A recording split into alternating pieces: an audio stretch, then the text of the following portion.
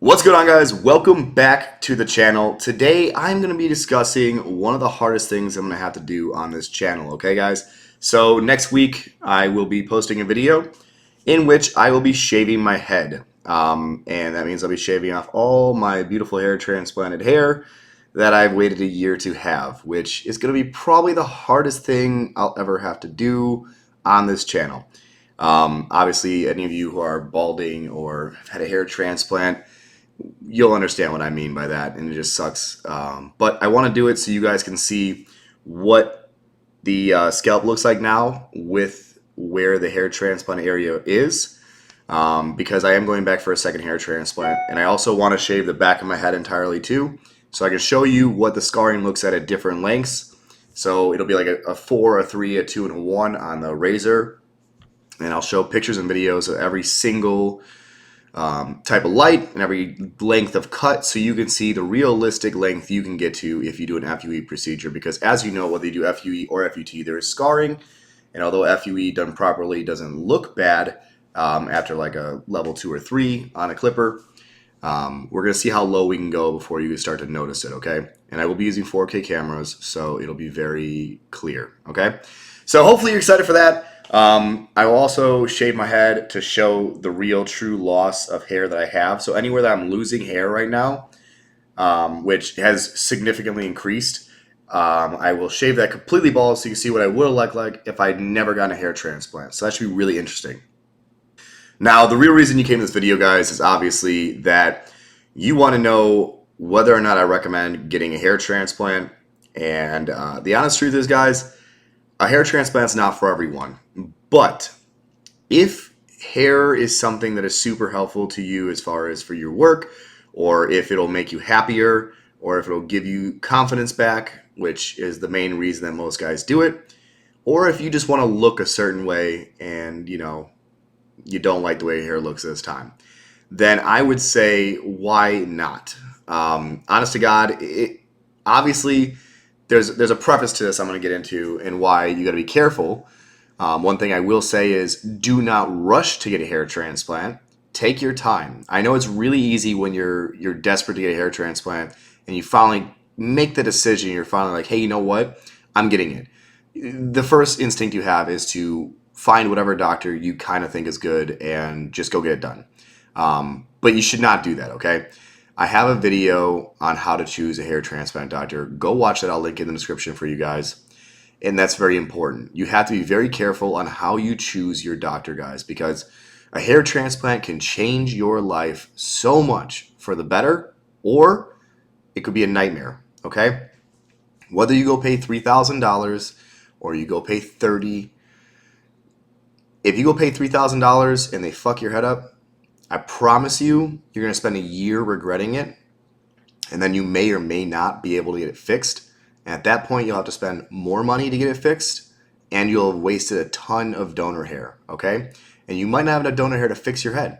So you got to be very careful on how you choose your doctors, okay? Especially if you're really balding. If you have very minimal balding, like widow peaking or a little bit of receding, you have less risk of, issues because you have a lot of donor hair in the back. And if something goes wrong, you have a better chance of fixing it. But if you're 22 and you have very low balding, you might have a ton of balding by 32, okay? So don't think your balding is done just because you're getting a hair transplant done where you're at. If you're not taking products to stop hair loss, you will continue to lose hair. And I'm going to be doing a video this upcoming week showing where my hair loss has gone to in the last year. And also, I will be talking about shedding from minoxidil and minoxidil, which is a product I promoted. And I will be discussing both those products in separate videos on how my hair loss shedded, I should say, after stopping each of them. Because it was different for each product.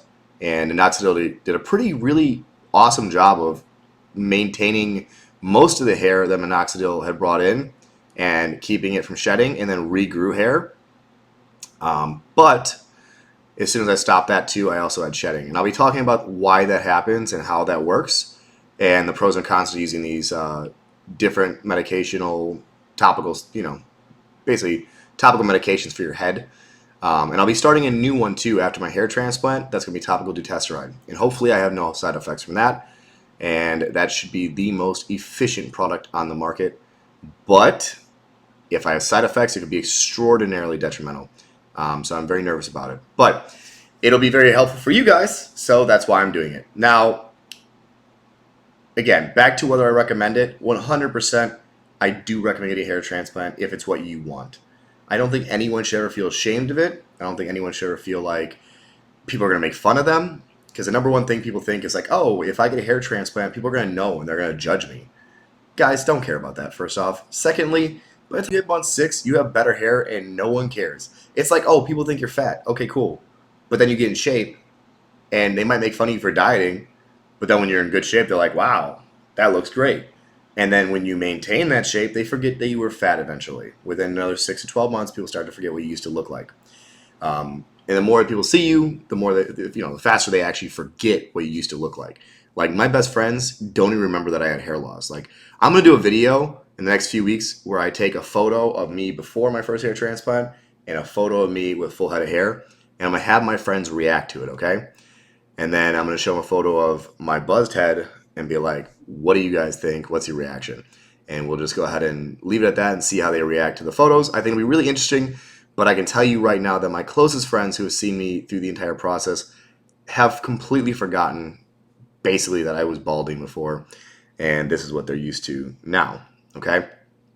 So don't worry about that. And honest to God, guys, I really hope that if you do decide to get a hair transplant or use products, that you really give them the chance to work and you don't feel ashamed of it and you are happy with your decisions. Guys, one thing I will say, if you're using products and not getting a hair transplant, make sure you take the product properly every day or however it tells you to do it. Once a day, twice a day, once a week, whatever the product says to do, you do that exactly as it says. And it takes 6 to 12 months for any hair product to work because it has to do with how the hair grows as a cycle. So just realize that yes, you're going to have shedding on most products when you first start them, and then your hair will grow better than ever. But you got to give it the full 6 to 12 months. You can't just take the product for a month or two, have shedding, and freak out and stop. All right, guys? So that's my pro tip on that if you don't want to get a hair transplant. And if you don't want to get a hair transplant, guys, there's nothing wrong with going bald, okay? Like, there's nothing wrong with that. There's plenty of people that are bald, and there's plenty of people that look great bald, and, it doesn't affect their life negatively. I assume if you're watching my videos, you probably don't like the idea of being bald or that you're balding, and that's why you're here. And I understand that too. But for me, I really like the way I look with hair. It frames my head better, and it was really helpful for my job, and it's just really helpful for the way I want to look. So I'm very happy that I got it done, and I think it was one of the best things that I've ever done. Definitely best money spent in between the last few years, okay? So besides for buying my puppy, like that's the best money spent ever. But besides for my dog, my hair transplant was something that I would say is an amazing use of money, even though it's very expensive. It is 100% worth it. Obviously, I think that because I'm going to do it again September 15th. So I'll be doing a second hair transplant. And hopefully you guys are ready for that. If you have any questions, please feel free to ask below. Add me on Instagram. Make sure to subscribe for more content, guys. There's going to be a lot more coming. I got at least a few more years of content coming because I will be doing a third hair transplant too in a year, and I'll be getting SMP done on my head and a bunch of other stuff with products I'll be showing this upcoming year now that I've learned a ton over the last year in research and, of course, trying things myself. But thank you so much for being fans, guys. We're almost at 1,000 subs. I really appreciate y'all. Y'all mean the world to me. If there's anything you want to know or want me to make videos on, please let me know below. And I will see you guys very soon. Oh, and actually, guys, this is something that I've never done officially before. So before I go, I will say that I actually do 100% endorse my doctor, Dr. Panine. I think that he is one of the world-renowned hair transplant doctors, and I think he is somebody that you should highly consider if you're going to go get a hair transplant. If nothing else, I definitely recommend getting a free examination because he is 100% blunt on what's possible and what's not, and what you should be concerned about, and what can be done. And he's very educational, and he definitely is someone who doesn't care about the money. Obviously, who doesn't like money, but he genuinely loves his art. And that's something that's hard to find, especially with cosmetic surgery. There's a lot of people do it for the money, okay? So definitely talk to a bunch of doctors if you're going to go to one. I definitely recommend considering Dr. Panine, but there's a lot of amazing doctors out there. Hassan and Wong, McGrath, Conier, just to name a couple. I've talked about them in past videos. These are all really great doctors, and yeah, I definitely recommend talking to any of those doctors because they're all very, very educational and very good. I'm going to be continuing to expand the list of doctors that I think people should go to. So if you have doctors that you like, please comment below your favorite doctors so I can reach out to those doctors myself, get to know them, see what their past work looks like, and maybe talk to some of their past patients, and then I can recommend other great doctors and show their work on my channel. If you've had a hair transplant by another doctor and you want to share your results, I would love to share that with our fans because a lot of people would be helped by that as they can see another doctor's results also. And, you know, honestly, the whole point of this channel is to help people find the best hair transplant solution or the best hair regrowth solution possible for you. And so any products you guys are on or any doctors you are going to that you think are amazing, I would love to get your feedback below. So again, guys, thank you so much for watching. If you haven't subscribed, better do that. I'll see you guys in the next video. Peace.